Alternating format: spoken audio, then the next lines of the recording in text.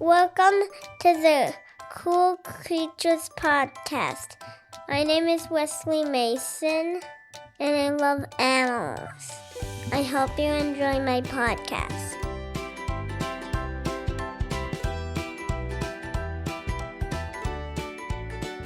Ho, ho, ho. Welcome to another Cool Creatures Podcast with me, Wesley Mason. And me, Tyler, Wesley's dad. Hi, Wesley. How are you today? Good. Good. We're going to do a fun episode today. We're going to talk about desert animals and about worms, right? Is that our plan? Mm-hmm. But first, maybe we're going to answer some questions from listeners, because we had some listeners send in their questions from the first episode. And you have the chance to send in your questions to us again. There's a fan mail feature, or you can just leave a comment on the episode too. So, Wesley, should we do some of the listener questions first? Mm-hmm. All right. Our first question came from a boy named Ezra in Madison, Wisconsin. And he wants to know, how big and long can saltwater crocodiles get in the wild? 23 feet. Whoa. And 2,000 pounds. 2,000 pounds. That's a ton. That is really big. I don't know if I'd ever want to see one in the wild. I'd be a little bit nervous. What about you? If I was in a boat, I'd like to, but not if I was swimming right next to it. Yeah, that's true. All right, well, let's go to our next question. A young boy named Austin from Minnetonka asked, what animals have the longest lifespan, and are there any animals that can live forever? I'd say maybe a Galapagos tortoise has the longest lifespan, and there's a type of jellyfish that can live forever as long as it doesn't get eaten, but the jellyfish has to transform to live forever. Yeah, so Galapagos tortoises can live for over 100 years in the wild, and some have even lived longer in captivity, like if they're being taken care of by people, like over 150 years. And the jellyfish you talked about is called the immortal jellyfish, so it can live basically forever. That's pretty cool, huh? What do you think about that? Cool. Yeah, that's a cool creature, isn't it? Mm-hmm. Yeah. All right, we have a couple more questions. Wesley wanted me to answer this one from Vern in Pelican Rapids, Minnesota. He asked, do all fish have a swim bladder or air bladder, and what is its function? So an air bladder or swim bladder helps a fish maintain its depth in the water. So it's an organ that fills with air, and it helps the fish go up or down. And not all fish have swim bladders. Some of the bony bottom-dwelling fish don't have swim bladders. Maybe because they don't need to go up, right? They just stay on the bottom? Mm-hmm. All right, we have one last question from a listener called MJ in Richfield, Minnesota. And MJ asks, can you tell me about wolves? What do you want to tell them about wolves? Dogs evolved from wolves that are living in the wild.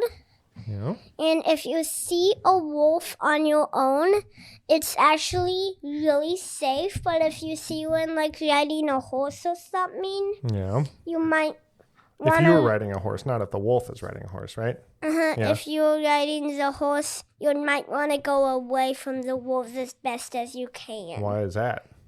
Because they might mistake the horse as a moose or something. Oh, yeah.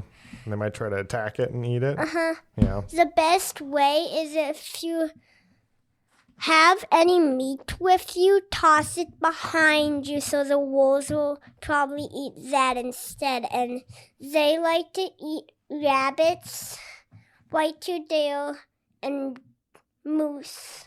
Whoa. That sounds like quite the diet that they have, huh? Mm-hmm. All right. Well, should we get into the cool creatures for today's episode? Uh-huh. All right. We're going to talk about mostly desert animals and then maybe a little bit about worms at the end. So thanks to everybody who sent in their questions. We really appreciate it. If you have questions, again, you can send it in the fan mail section on the podcast page, or leave a comment on Spotify, or I don't know if Apple Podcasts lets you leave a comment, but any way that you want to leave a comment, we'd love to answer your questions next episode. All right, Wesley, the first desert animal we're going to talk about is camels. Now, there are a couple different types of camels, right? Do you want to tell people what the different types are?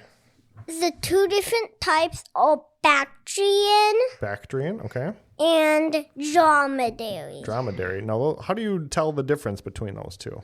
Bactrian have two humps like a B line down. Like the capital letter B, okay. And dromedary have one hump like a D line down. Oh, that's a good way to remember them. Anything else you want to share about camels with people? Camels can go 14 days without water Wow. and several months without food. Whoa. No, we can't go that long without water or food, can we? No, we can only go 3 days without food and 3 days without water and 2 weeks without food. Yeah. I'd get pretty hungry if I went 2 weeks without food or even 2 days without food. What about you? I think I could go at least 1 day. You think so? You wouldn't get too hungry? Well, that's pretty impressive that camels can go that long, especially because it's so hot where they live, right? Do they live in hot places? Yeah, they live in deserts. Yep, that's why they're on today's episode. And baby camels can walk 2 hours after they're born, or 2 or 3 hours after they're born. Really? You're right. It's just a couple hours after they're born. It took you about a year before you could walk. Just think if you could walk after a couple hours. That'd be kind of silly. Well, that's a cool fact. Thanks for sharing that. Should we go to the next animal? Mm-hmm. All right. The next animal is called a gila monster. Now, what is it? What do people maybe think it's supposed to say? Gila monster. Gila monster because it's got a G at the beginning, but it's pronounced Gila monster. Gila monster. That's right. Now, something interesting you were telling me about their skin color. What do you want to share about that? The skin color, which is pink and black, orange and black, or red and black. Yeah. That's a warning color saying, I have deadly venom. Watch out. Oh, so if you see those kind of colors or maybe other predator animals see that and they stay away, huh? Uh-huh. Gila monsters have really tough skin, like probably as tough as a baby crayfish. Whoa. And I'm not going to talk about crayfish. We're not talking because they don't live in the desert. We're talking about desert animals today, right? Yeah. We are talking about an animal in the crayfish family, though. All right, we'll get to that one in just a minute. We got a couple more next. Anything else about Gila monsters you want to share? The skin is really tough, so that if any birds from the sky, like falcons or owls or hawks, come down, they would probably just get the skin. And their claws are really long. Like if you broke a crayon from the middle, their claw is as long as half of the crayon. Boy, that's probably pretty sharp too, huh? Uh-huh. Yeah. It's just like a fishing hook. Oh my goodness. So they could probably really do some damage on some little critters. Yeah, it's like a fishing hook. Yeah. Although black. Oh, cool. Do you want to talk about the next animal now? Mm-hmm. So the next one that you wanted to talk about is rattlesnakes. So rattlesnakes can be found in a lot of places, including the desert, right? Now, why do they rattle? Rattlesnakes rattling. A lot of people think it's scary, but it's really a warning saying, watch out, I have deadly venom. Oh, boy. So they're kind of trying to protect themselves and also protect other animals and people, right? So that they don't get too close? The only way rattlesnakes want to use their venom is when they're hunting. Oh. What do they like to eat? Do you know? They mostly eat ground squirrels. They'll probably eat like eggs and maybe little types of owls, like boring owls. They might eat those. Yeah, they eat some birds and lizards maybe too. Yeah. Well, that's pretty cool. Now, you told me something interesting about rattlesnakes' scale patterns. What was that? Different types of rattlesnakes have slightly different patterns, like the western diamondback rattlesnake. Oh, that one's a pretty cool looking one, isn't it? It looks like it's got It has diamonds. diamonds on its back. Yeah, That's pretty why cool. it's called western diamondback. Oh, that makes sense. And you might find rattlesnakes in groups Oh, okay. together. And I don't know why they do this, but they group together sometimes. Okay. Not all the times. And their fangs are about the size of Gila monsters. claws. Oh, my. So Your fangs. pretty long. And eh? your fangs are hollow, so the venom comes out of your fangs. Oh, cool. And if you see a rattlesnake Yeah. in a book like Wild Royals, Rattlesnake vs. Secretary Board, Yeah. I have that book. You'll see that the rattlesnake has like balloons filled up with venom in Oh, its my mouth. goodness. Like red and yellow balloons filled up with venom. Whoa. That's pretty cool. I just learned that a group of rattlesnakes is called a rumba or a coil. So you talked about they live in groups, so that's what they're called. If you see a group of rattlesnakes, which I hope I don't ever run into a group of rattlesnakes in the wild. Well, then you just want to like go really far away. Yeah. They can only go 2 or 3 miles an hour. Oh, okay. And each rattlesnake can only go 2 or 3. Gotcha. It depends on how powerful they are. If they're really powerful, maybe they could go just barely 4. But I don't know quite about that. I think they can you are right that they typically go about 2 to 3 miles an hour. So that is right. Some of them can go a little bit faster though, but yeah, that's about right. Speaking of animals that go fast, do you want to talk about the roadrunner? Yeah. Okay, the roadrunner is another desert animal. What kind of animal is a roadrunner? It's the fastest land running bird in North America. Whoa, that's pretty cool. When I was a kid, there was a cartoon called Roadrunner and Wile E. Coyote, and the coyote always tried to get the roadrunner, but he was too fast. Is there anything else about roadrunners you want to talk about? They hunt venomous rattlesnakes. Oh, my, and we were just talking about rattlesnakes. Wow. Because they're so fast, I bet they can catch them pretty easily, huh? I think the roadrunner's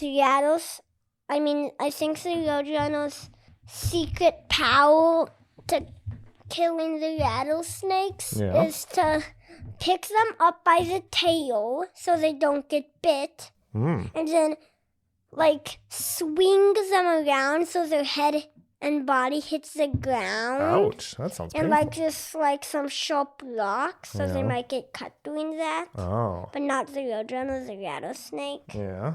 Wow. That sounds like it would hurt the snake, but I guess that's nature, huh? That's how it goes. You said when I mentioned the coyote that you wanted to talk about coyotes too, because they also live in the desert. What do you want to mention about coyotes?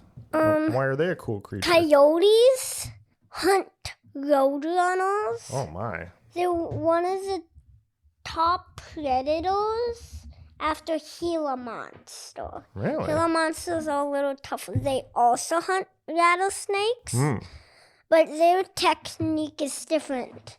They run up behind it and bite it somewhere that's not the mouth. Oh, my goodness. Wow. That sounds like a pretty Or good the head. Pretty good They do tactic. it below the rattlesnake's neck, Oh. just like right below the head. Gotcha. Wow. So coyotes was another cool one. Thanks for adding that one. You mentioned you wanted to talk about scorpions, and you were saying earlier there's a member of the shrimp family. Is that this one? What do you want to say about Scorpions, scorpions? lobsters, crayfish, and shrimp are all in the same family. Oh. They're a member of the, and I don't know how to pronounce it, Palaemonidae family. What else do you want to share about scorpions? You were telling me something about their poison. Scorpions poison, if it gets you on the arm or leg, Yeah. it would paralyze that part.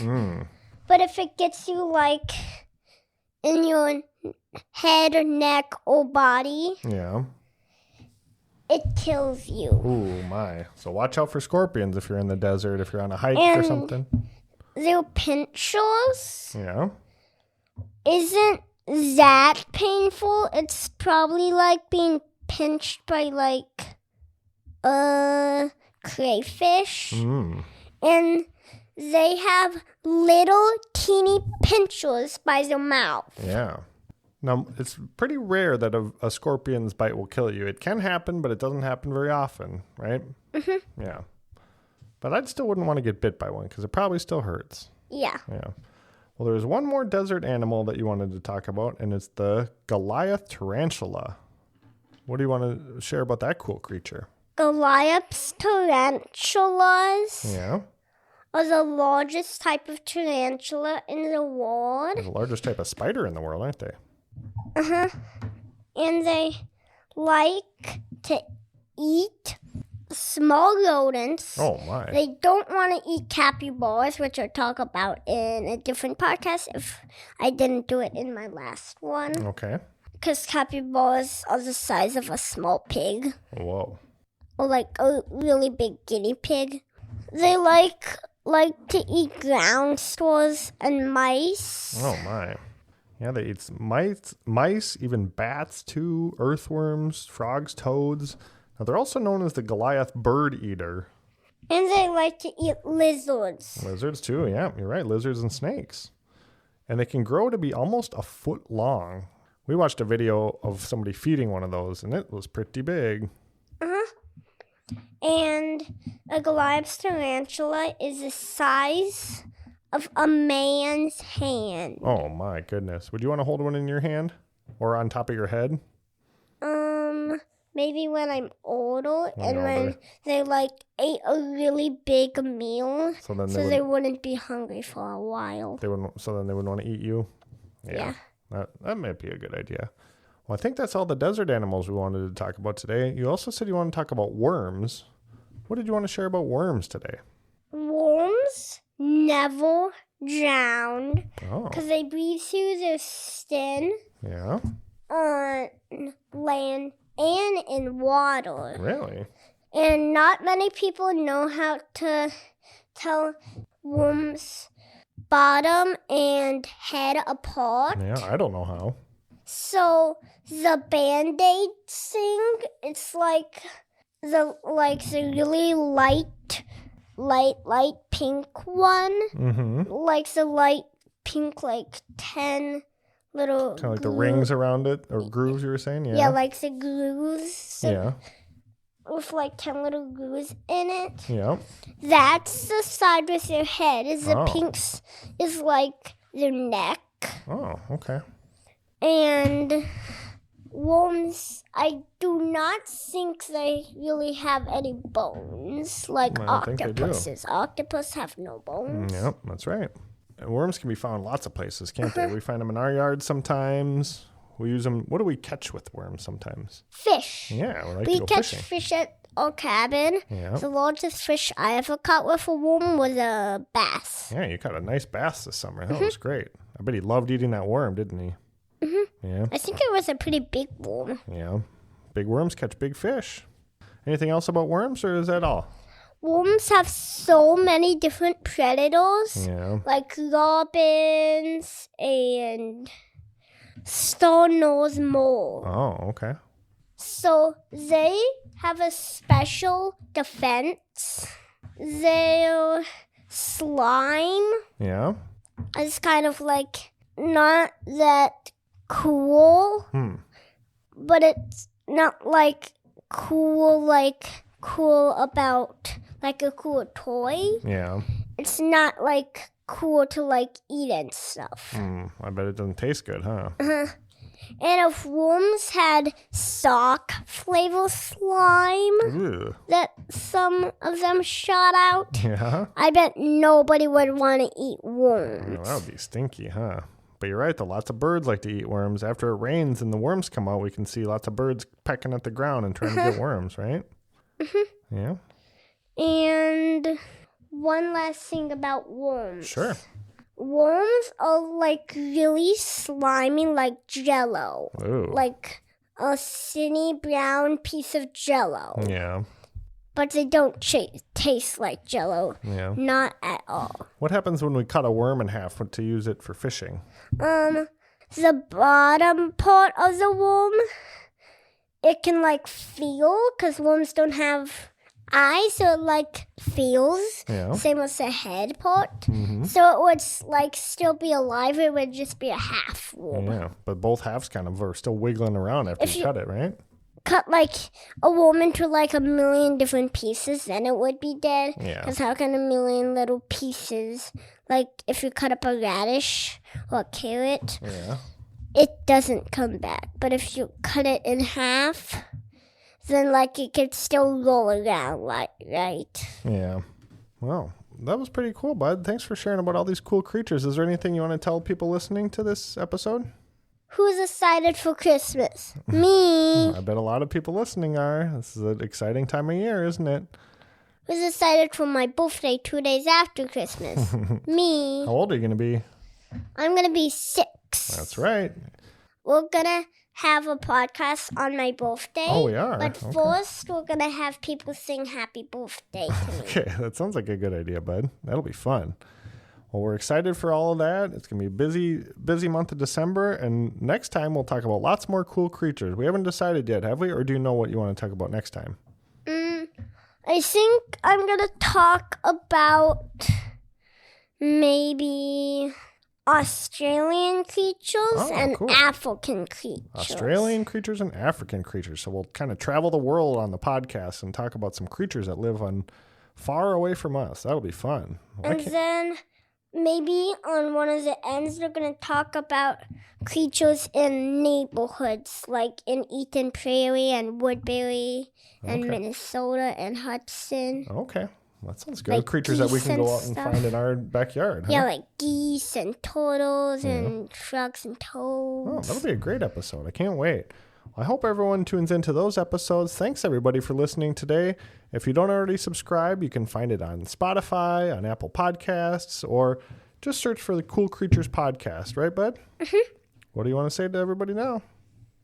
See you in a few weeks and hope you have a happy December. All right. Thanks, everybody. We'll talk to you next time. Thanks for listening to my podcast. Don't forget to subscribe.